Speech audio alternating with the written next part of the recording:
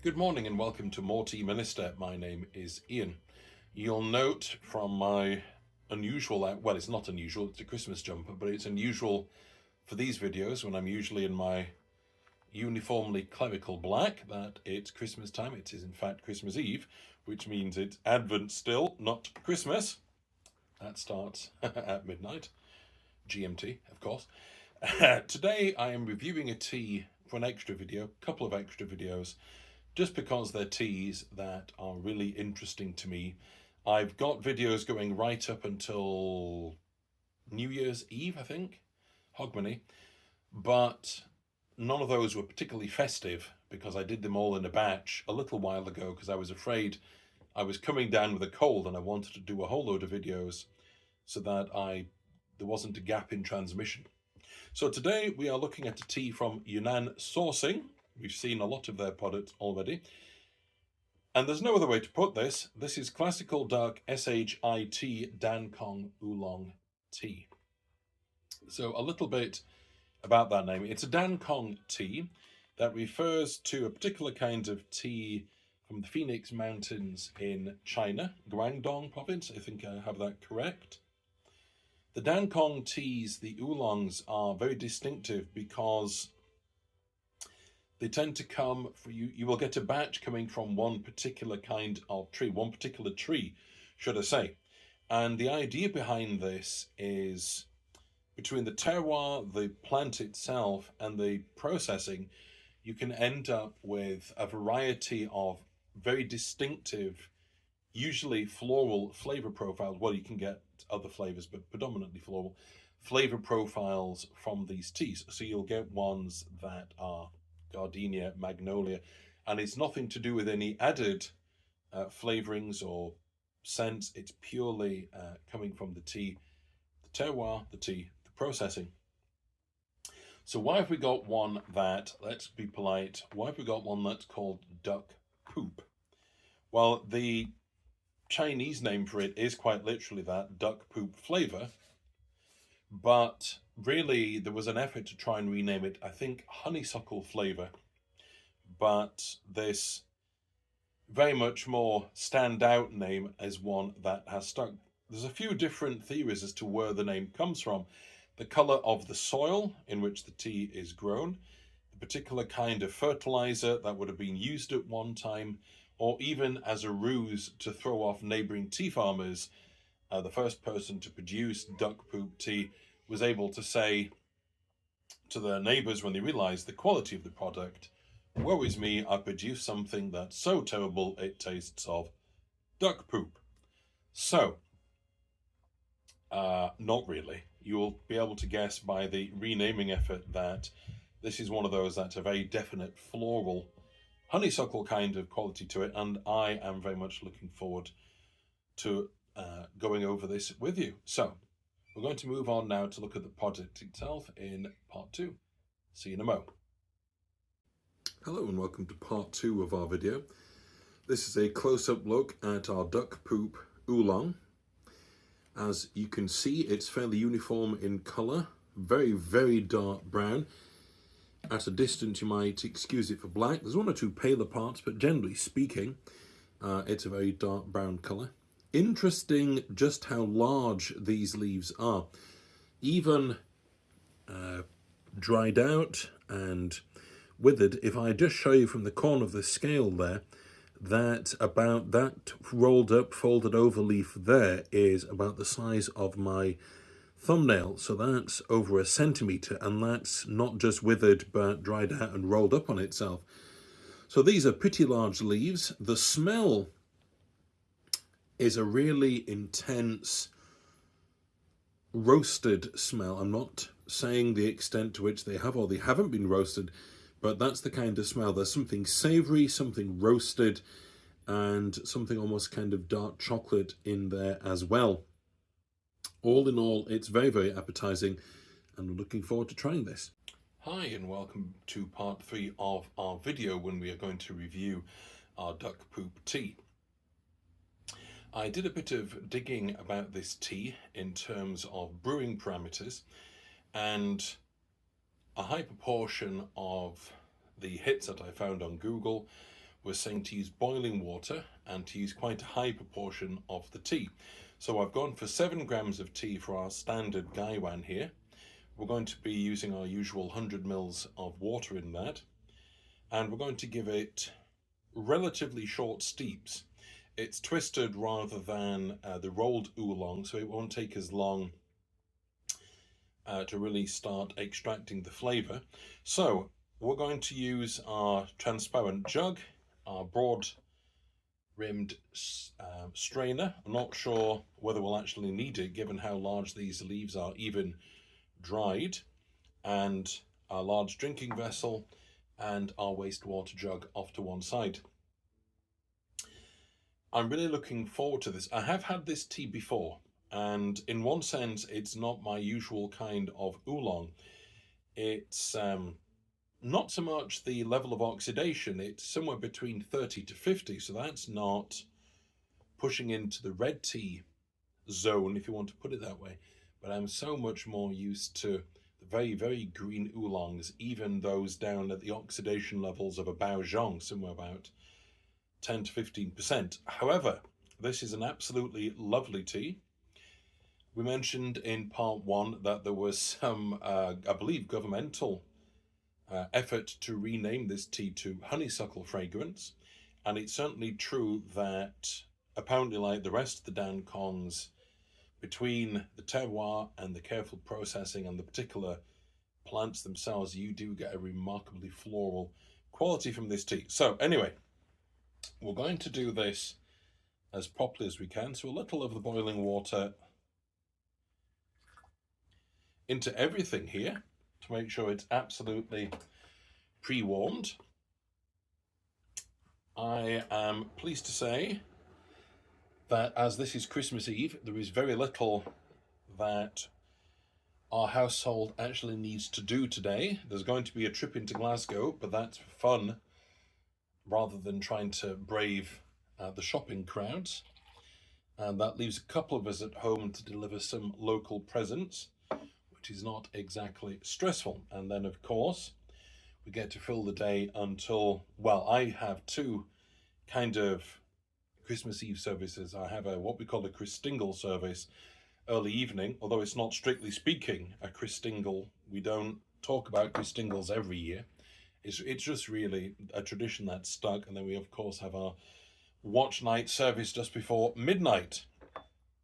And then that brings us to the end of the long wait of Advent for Christmas Day itself. And I'm going to do a video a bit later, which I'm going to time to release at midnight. So the start of Christmas Day, at least GMT. So let's go with our first steep. We'll give it about 20 seconds.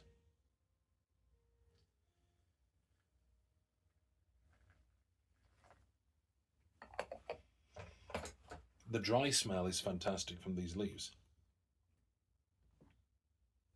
And a sugar.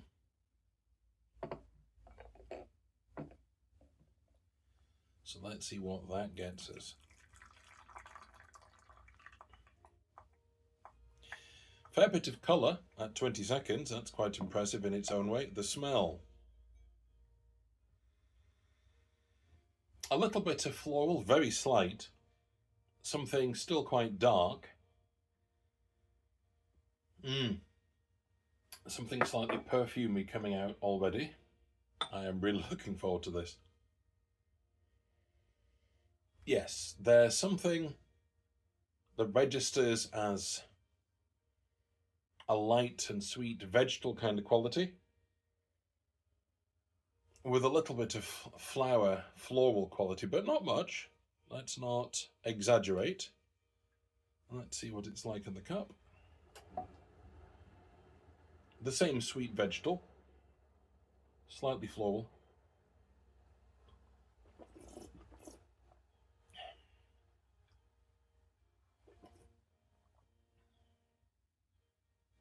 Very sweet. Slightly astringent in a good way. It's not oversteeped or anything like that, but there's a certain, I mean, it's 100 degrees centigrade, so it's going to be very easy to pick up that kind of note. It's very intense. Let's take just a sip more.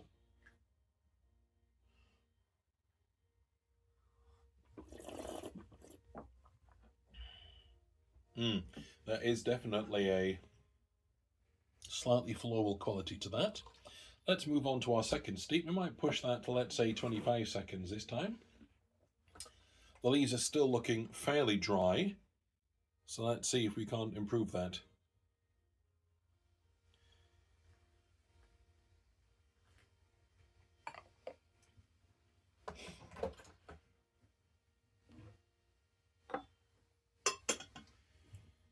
That's 20 seconds.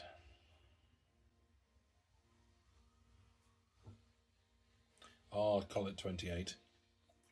That's 28. See where that gets us.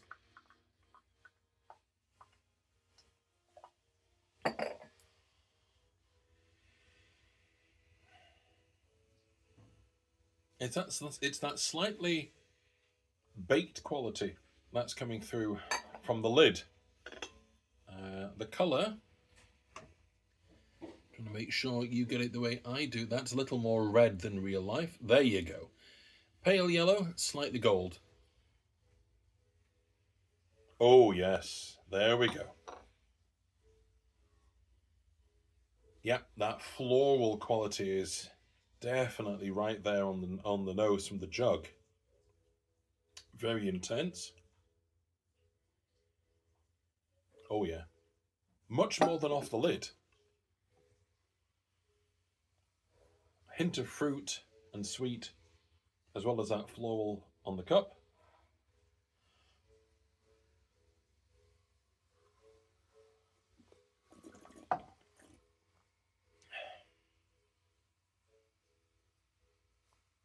Do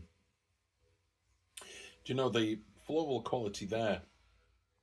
It's almost sort of pear drop ester quality. It's a high. The only words I can use to describe it to a high perfume. It's not a sort of musky quality. It's really fragrant, really perfumey. And as I say, almost a sort of estery quality if you've had a pear drop sweetie, something like that.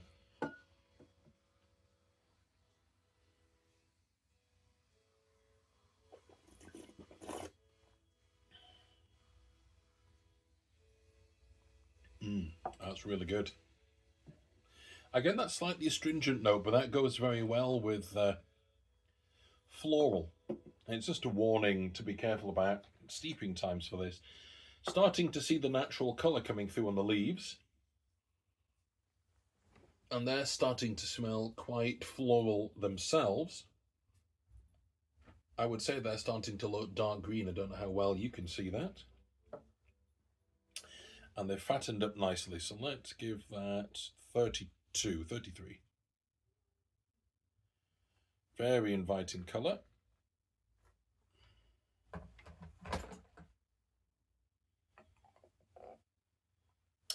Well, I do hope anybody for whom this is slap bang in the middle of Christmas Eve, or it's still Christmas Eve, I hope that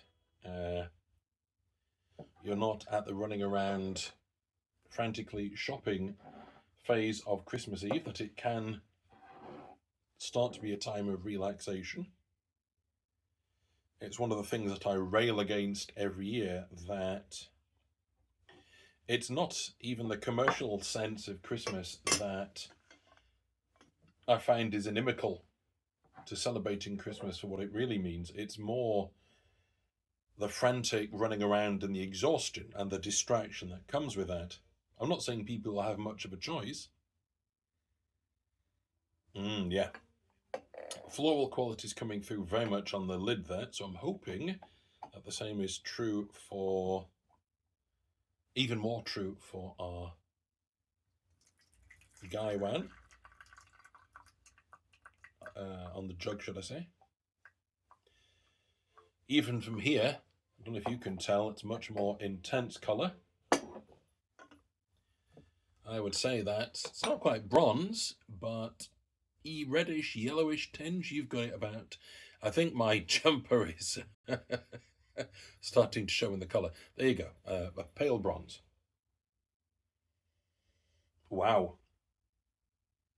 That's so floral, perfumey on the cup, on the jug, that it's almost like an alcohol of some kind.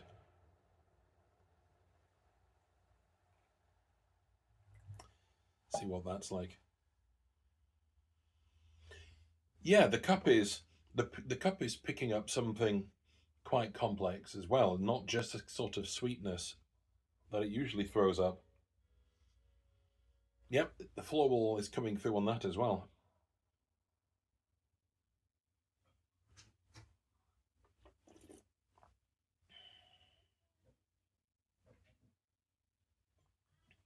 The high notes aren't quite there. I think the astringency is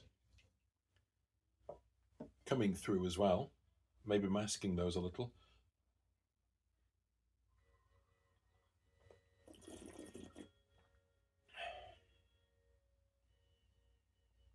It's really, really intense. I think part of it is also I'm not used to using quite so much tea for a Gongfu, at least, unless it's dark tea. But behind the astringency is just that incredible floral quality. It's incredibly perfumey. It's that slight astringency that's making me think of alcohol, I think. Not that I've drank alcohol in many years, but yeah, that's an incredibly, almost overly intense floral quality, but only because of the amount of tea and I'm not used to it. So let's leave it at our 3 steepings. I think pushing it beyond that would be perfectly possible with slightly cooler water and maybe slightly less tea. But, excuse me, let's just review what we've got here. The flavour is just filling my mouth still. Flowers, something, a high perfume quality, something very intense. Not too sweet, but I suppose that's only to be expected. It's really, really lovely. Especially that second steeping when I think the astringency hadn't come through and started to overtake my palate. I want to stress this is not a reflection on the tea, just following somebody else's parameters, even if their failing majority doesn't always suit one's own palate. And I would definitely do that again, personally speaking, with less tea. But it's absolutely fabulous. I would really like to try the much less oxidized varieties and see where that takes us in terms of the floral quality.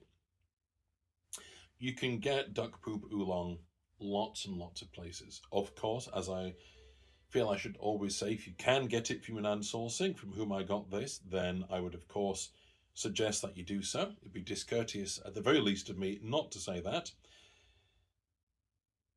So it's very, very readily available. The taste is fantastic. I love that floral quality. And it's very easy to brew. As I say, I would maybe tweak that a little for my own personal tastes. Not necessarily reduce the temperature, just the amount of tea in the first instance and see where that gets us. But a very definite 3 out of 3 from me. So, as this is Christmas Eve, may I wish you all a happy and blessed Christmas Day when it comes, an opportunity to rest and have time and have fun in whatever way is appropriate for you. And happy steeping and God bless.